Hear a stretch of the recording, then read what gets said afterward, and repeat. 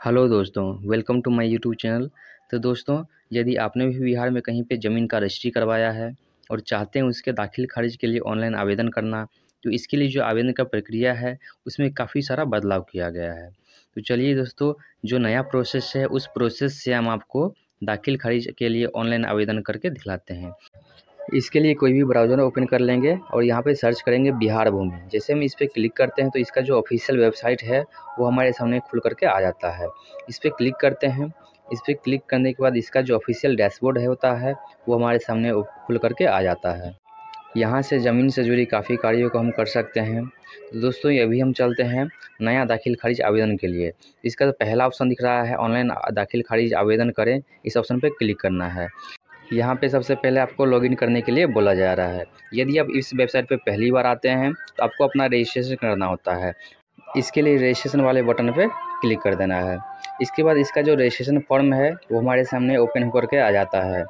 इसके बाद यहाँ पे जो भी डिटेल मांगा जा रहा है हर एक डिटेल को आपको बारीकी से समझ करके फिल कर देना है। इसके बाद नीचे में रजिस्टर्ड नाउ वाला बटन दिखता है, वहाँ पे क्लिक कर देना है। मेरा रजिस्ट्रेशन पहले से होकर के रखा हुआ है तो हम सीधे यहाँ पे लॉगिन वाले बटन पे क्लिक करते हैं। लॉगिन करते हैं। लॉगिन करने के लिए यहाँ पे क्लिक करने के बाद यहाँ पे आपको सिटीजन सेलेक्ट करके यहाँ पे आपको अपना जो रजिस्टर्ड मोबाइल नंबर है वो यहाँ पे फिल कर देना है। इसके लिए जो मेरा रजिस्टर्ड मोबाइल नंबर है हम यहाँ पे फिल कर देते हैं। इसके बाद यहाँ पे कैप्चा मांगा जा रहा है। जो भी कैप्चा है उस कैप्चा को हम इस कैप्चा वाले बॉक्स में फिल कर देते हैं। कैप्चा फिल करने के बाद यहाँ पे साइन इन का ऑप्शन दिखता है, यहाँ पे क्लिक कर देना है। इसके बाद आपका जो नंबर होगा उस नंबर पे एक ओटीपी भेजा जाएगा। उस ओटीपी को हमें यहाँ पे फिल कर देना होता है। यहाँ पर आपको सबसे पहला ऑप्शन आपको देखने को मिल जाएगा, ऑनलाइन दाखिल खारिज आवेदन करें। इस पर हमें क्लिक कर देना होता है। तो चलिए इस पर क्लिक कर देते हैं। उसके बाद आपका जो प्रोफाइल होगा, जो भी आपने रजिस्ट्रेशन के टाइम फिल किया होगा वो अब दिख जाएगा। नीचे आकर के आपको सबसे पहले आपका डिस्ट्रिक्ट सेलेक्ट करना है। उसके बाद आपका जो अंचल होगा वो सेलेक्ट कर लेंगे। इसके बाद नया दाखिल खारिज आवेदन करें वाले ऑप्शन पे क्लिक कर देना है। इस प्रकार ये सर्च हो करके इसका जो दाखिल खारिज आवेदन का जो फॉर्म होता है वो हमारे सामने खुल करके आ जाता है। इसके बाद सबसे पहले आपको आवेदक का प्रकार पूछा जाता है कि खरीदार अगर खुद से आवेदन करता है तो पहला ऑप्शन सेलेक्ट करना है। यदि आप कोई साइबर कैफ़े वाले हैं तो इसके लिए आपको दूसरा वाले ऑप्शन सेलेक्ट करना होता है। और यदि आप कोई तृतीय पक्ष हैं तो तीसरा ऑप्शन सेलेक्ट करेंगे। अभी हम दूसरा ऑप्शन सेलेक्ट करते हैं और उसके बाद आवेदक का नाम पूछा जाता है।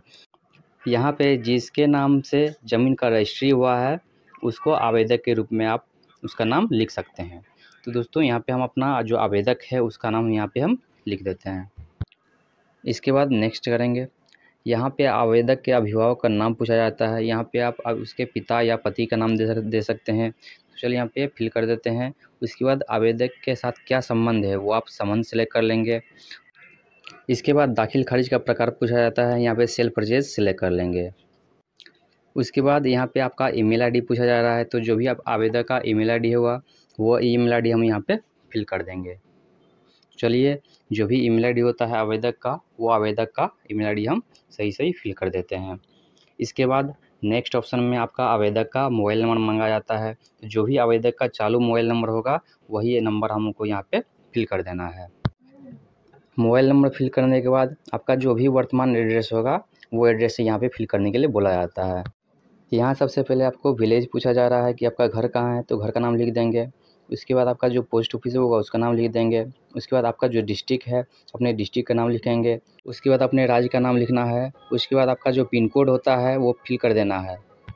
उसके बाद आपका परमानेंट एड्रेस मांगा जाता है। यदि आपका दोनों एड्रेस सेम है तो यहाँ पे सेम एज प्रेजेंट पे क्लिक कर देंगे, नहीं तो इसको मैनुअली फिल कर देंगे। इसके बाद सेव एंड नेक्स्ट वाले बटन पे क्लिक कर देंगे। इसके बाद इसका जो अगला पेज है वो पेज हमारे सामने खुल करके आ जाता है। अब यहाँ पे जो भी डीड रजिस्टर पहले से सिलेक्ट होकर के रखा हुआ है सभी को ऐसे ही रहने देंगे। उसके बाद डॉक्यूमेंट नंबर या डीड नंबर मांगा जाता है।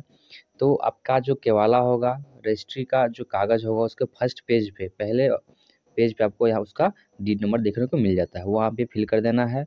उसके बाद अगला आपका डेट मांगा जाता है कि आपका रजिस्ट्री किस दिन हुआ है। तो जिस दिन आपका रजिस्ट्री हुआ है वो आपके डॉक्यूमेंट पे लिखा हुआ होगा, वो डेट हम यहाँ पे फिल कर देंगे। डेट सेलेक्ट करने के बाद अगला आपका अमाउंट मांगा जाता है कि आपने उस ज़मीन को कितने में ख़रीदा या बेचा है, तो इसका जो डिटेल है वो आपके केवाल पे मिल जाएगा। तो उसके अनुसार जितना भी अमाउंट होगा ज़मीन का वो अमाउंट आप यहाँ पे फिल कर देंगे।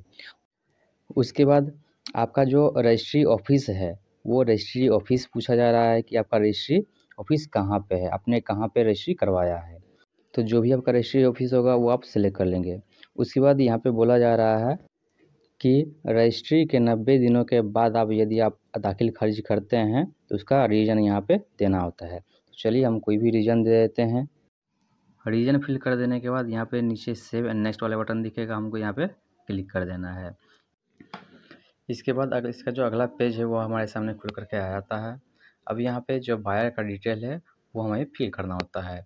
तो सबसे पहले जो ख़रीदार है उसका पहला नाम लिख देंगे। तो चलिए हम पे जो भी नाम है ख़रीदार का वो नाम यहाँ पे फिल कर देते हैं। इसके बाद उसके गार्जियन का नाम पूछा जाता है। तो जो बायर है, जो ख़रीदार है, उसका गार्जियन का जो भी नाम होगा वो आप सेलेक्ट कर लेंगे। उसके बाद रिलेशनशिप पूछा जाता है, तो जो भी उसका साथ रिलेशन होगा वो रिलेशन आप यहाँ से सेलेक्ट कर लेंगे। उसके बाद कास्ट आपको बताना है कि किस जाति से आते हैं, तो यहाँ से आप उस जाति को सेलेक्ट कर सकते हैं। इसके बाद जो आपका जेंडर है वो सिलेक्ट करेंगे और उसके बाद आपका जो मोबाइल नंबर है, आवेदक का मोबाइल नंबर, वो आपको फिल कर देना है। यहाँ पे ध्यान देंगे, यहाँ पे वही नंबर देना है जो आपका चालू होना चाहिए, क्योंकि यहाँ पे जो नंबर देंगे उसी नंबर पे आपका एक ओटीपी भेजा जाएगा। उसके बाद आपका एड्रेस पूछा जा रहा है, तो जो भी आपका घर का पता होगा, गाँव का पता होगा, वो फिल कर देंगे। उसके बाद आपका आधार नंबर मांगा जाता है, तो जो पहला आपका बायर दिए हुए हैं, ख़रीदार दिए हैं, उस ख़रीदार का आपका आधार नंबर यहाँ पे फिल कर देना है। तो चलिए दोस्तों यहाँ पे हम आधार नंबर फिल कर देते हैं। इसके बाद नीचे में आपको सेव एंड नेक्स्ट वाले बटन पे क्लिक कर देना है। इसके बाद इसका जो अगला पेज है वो हमारे सामने खुल करके आ जाता है। अब यहाँ पर जो सेलर है, जो विक्रेता है, उस विक्रेता का यहाँ पे डिटेल फिल करना होता है। तो सबसे पहले हम उसका नाम लिखेंगे, इसके बाद उसके गार्जियन का नाम लिखेंगे। इसके बाद अगला रिलेशन सेलेक्ट करेंगे कि पिता है या पति है, जो भी यहाँ पे रिलेशन होगा सेलेक्ट करेंगे। उसके बाद यहाँ से आप जाति सेलेक्ट कर लेंगे, जो भी जाति होगा विक्रेता का, वो विक्रेता का जाति यहाँ से आप सेलेक्ट कर लेंगे। इसके बाद अपना जेंडर सेलेक्ट करेंगे, फिर वहाँ पे जो विक्रेता है उसका मोबाइल नंबर यहाँ पे फिल कर देंगे। इसके बाद विक्रेता का जो एड्रेस है, पता है, वो यहाँ पे हमको फिल कर देना है। उसके बाद विक्रेता यदि एक से अधिक आदमी हैं तो यहाँ पे ऐड न्यू रो पे क्लिक करके नया रो हम यहाँ पे सेलेक्ट कर लेंगे। तो चलिए यहाँ पे ऐड न्यू रो पे क्लिक कर देते हैं। इसके बाद जो दूसरा विक्रेता है वो दूसरे विक्रेता का यहाँ पे नाम लिख देंगे। इसके बाद उसके गार्जियन का यहाँ पे नाम लिख देंगे। फिर यहाँ से आप उसका जो रिलेशन होगा वो सिलेक्ट कर लेंगे। उसके बाद उसका जो जाति होगा वो जाति यहाँ से आप सेलेक्ट कर लेंगे। उसके बाद उसका जो जेंडर है सेलेक्ट करेंगे, फिर उसका मोबाइल नंबर जो भी होगा वो मोबाइल नंबर यहाँ पे फिल कर देंगे। मोबाइल नंबर फिल करने के बाद उसका पता पूछा जाता है, तो जो भी उसका घर होगा, एड्रेस होगा, वो यहाँ पे फिल कर देंगे। उसके बाद सेव एंड नेक्स्ट वाले बटन पे क्लिक कर देंगे। इसके बाद इसका जो अगला पेज है वो हमारे सामने ओपन होकर के आता है। अब यहाँ पे हमसे जो ज़मीन है उसका टोटल डिटेल हमसे यहाँ पे मांगा जाता है। अब यहाँ पे जो भी डिटेल हम यहाँ फिल करेंगे उसमें थोड़ा सा भी मिस्टेक नहीं होना चाहिए, क्योंकि थोड़ा सा भी मिस्टेक होगा तो हमारा जो आवेदन है वो रिजेक्ट कर दिया जाएगा। यहाँ पे सबसे पहले हम अपना पंचायत चुन लेते हैं, जो हल्का होगा हमारा, वो हल्का हम यहाँ से सेलेक्ट कर लेंगे। हल्का सेलेक्ट करने के बाद जो हमारा मौजा होगा, यहाँ से हम मौजा अपना सेलेक्ट कर लेंगे। उसके बाद चलेंगे हम नीचे वाले रो में। यहाँ पे सबसे पहले आपका खाता नंबर मांगा जाता है, तो जो भी ज़मीन का खाता नंबर होगा वो आपके केवाला पे लिखा होगा, उस खाता नंबर को सही से यहाँ पे फिल कर देना है। इसके बाद जो आपका खेसरा नंबर होगा, प्लॉट नंबर होगा, वो हमें इस बॉक्स में फिल कर देना है। खेसरा नंबर फिल करने के बाद आपको यहाँ पे एकड़ मांगा जा रहा है कि आपका ज़मीन कितना एकड़ में है। यदि आपका एकड़ में है तो यहाँ पे ठीक है, उसका डिटेल देंगे, नहीं तो यहाँ पे 00 करके नेक्स्ट कर देंगे। इसके बाद आपका जो डिसिमिल मांगा जा रहा है, यदि आपका ज़मीन जो है वो कट्ठा में है तो उसको आप डिसिमिल में चेंज करके जितना डिसिमिल आता है वो इस बॉक्स में फिल कर देना है। इसके बाद जो ज़मीन है उस ज़मीन का जो चौहद्दी है, चौहद्दी का डिटेल यहाँ पे मांगा जा रहा है। तो उस ज़मीन के नॉर्थ में जिस भी व्यक्ति का ज़मीन है उस व्यक्ति का यहाँ पे नाम मांगा जा रहा है, तो उसको व्यक्ति का यहाँ पे नाम हम दे देते हैं। इसके बाद साउथ में, दक्षिण में जिस व्यक्ति का ज़मीन है उस व्यक्ति का नाम लिख देंगे। इसी प्रकार अब चौहद्दी ईस्ट का मांगा जा रहा है, पूरब दिशा का मांगा जा रहा है, तो पूरब में किस व्यक्ति का ज़मीन है उस व्यक्ति का नाम यहाँ पे फिल कर देंगे। इसके बाद वेस्ट में जिस व्यक्ति का ज़मीन होगा उस व्यक्ति का नाम हम यहाँ पे लिख देते हैं। इसके बाद यहाँ पे कंप्यूटराइज जमाबंदी नंबर मांगा था, इसको छोड़ देंगे। यहाँ पे सेलर जमाबंदी डिजिटल वाले ऑप्शन पे ऐड वाले ऑप्शन पे क्लिक कर देंगे। इसके बाद जो है इसका नया पेज ओपन होकर के हमारे सामने कुछ इस प्रकार देखने को मिल जाता है। यहाँ पे पूछा जा रहा है कि क्या विक्रेता स्वयं जमींदार है, तो यहाँ पे हमको येस कर देना है। येस करने के बाद जो ज़मीन है उसका डिटेल हमें यहाँ पे सब मांगा जाता है। अब यहाँ पे भाग और पृष्ठ वाले ऑप्शन पे टिक कर देना है। अब यहाँ पे भाग संख्या और पृष्ठ संख्या मांगा जा रहा है। अब यहाँ पे ध्यान देना है कि अब यहाँ पे हम कौन सा भाग संख्या और पृष्ठ संख्या फिलअप करेंगे। अब यहाँ पे ध्यान देंगे कि जो विक्रेता है, विक्रेता जिस भाग संख्या और पृष्ठ संख्या से अपना लगान जो है सालाना लगान भरता आया है, जो उसके ज़मीन के रसीद पर अंकित होता है, उस भाग संख्या और पृष्ठ संख्या को हमको यहाँ पे फिलअप करना है। तो दोस्तों भाग संख्या और पृष्ठ संख्या देकर के सर्च वाले ऑप्शन पे क्लिक कर देते हैं। तो इस प्रकार जो ज़मीन विक्रेता ज़मीन अपना सेल कर रहा है, बेच रहा है, उस ज़मीन का टोटल डिटेल हमारे सामने खुल करके आ जाता है।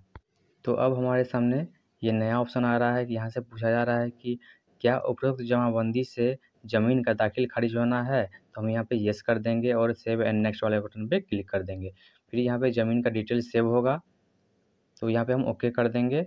फिर यहाँ पे क्लोज वाले बटन पे क्लिक कर देंगे। तो इस प्रकार जो ज़मीन है उसका टोटल डिटेल यहाँ पे सेव होकर आ जाता है। अब यहाँ पे सेव एंड नेक्स्ट वाले बटन पे क्लिक कर देंगे। अब यहाँ से आपको डॉक्यूमेंट अपलोड करने के लिए बुलाया जा रहा है। तो दोस्तों यहाँ पे ध्यान देना है कि आपका केवाला का जितना भी पेज होगा, सभी पेज को अच्छे से स्कैन करके उसको मर्ज करके किसी एक PDF फाइल में से बना करके सेव कर लेना है। उसके बाद यहाँ से चूज़ फाइल पे क्लिक करके उसको जहाँ पे भी आपने सेव करके रखा हुआ है वहाँ से आप सेलेक्ट कर लेंगे और उस यहाँ पे ओपन वाले बटन पे क्लिक कर देंगे। इसके बाद आपका जो कैप्चा है वो कैप्चा फिल करने के लिए बोला जाता है। चलिए दोस्तों यहाँ से हम कैप्चा फिल कर देते हैं। इसके बाद दोस्तों कैप्चा फिल करने के बाद अपलोड डॉक्यूमेंट वाला ऑप्शन पे क्लिक कर देना है। डॉक्यूमेंट अपलोड करने के बाद इस प्रकार ये अपलोड हो जाएगा। अब यहाँ पे आप व्यू वाले ऑप्शन पे आकर के जो भी डॉक्यूमेंट आपने अपलोड किया है उस डॉक्यूमेंट को आप अच्छे से चेक कर सकते हैं। इसके बाद वेरीफाई मोबाइल वाले ऑप्शन पे क्लिक कर देना है। इसके बाद आपके सामने इसका जो शॉर्ट प्रीव्यू है हमारे सामने खुल करके आ जाता है। तो दोस्तों यहाँ पे हर एक डिटेल को आप बारीकी से चेक कर लेंगे। इसके बाद सभी डिटेल्स को चेक करने के बाद और गेट OTP वाले ऑप्शन पे क्लिक कर देंगे। इसके बाद आवेदक के मोबाइल नंबर पे एक OTP भेजा गया होगा, उस OTP को यहाँ पे फिलअप कर देना है। OTP फिल करने के बाद कन्फर्म वाले बटन पे क्लिक कर देना है। इसके बाद आपका जो OTP है वेरीफाई होगा। उसके बाद आपका जो शॉर्ट प्रीव्यू आप इसको भी दोबारा चेक कर सकते हैं। उसके बाद प्रीव्यू एंड सबमिट वाले ऑप्शन पे क्लिक कर देना है। इसके बाद इसका जो फाइनल प्रीव्यू हमारे सामने देखने को मिल जाता है। यहाँ पे जो भी डिटेल आपने फिलअप किया हुआ है हर एक डिटेल को यहाँ से आप बारीकी से मिला लेंगे, ताकि आपका जो एप्लीकेशन है वो किसी भी कारण से रद्द न किया जा सके। सभी जानकारी को बारीकी से मिलाने के बाद नीचे स्क्रॉल करेंगे। स्क्रॉल करने के बाद यहाँ पे घोषणा देने के लिए बुलाया जाता है, यहाँ पे टिक करेंगे। उसके बाद फाइनल सबमिट वाले बटन पे क्लिक कर देना है।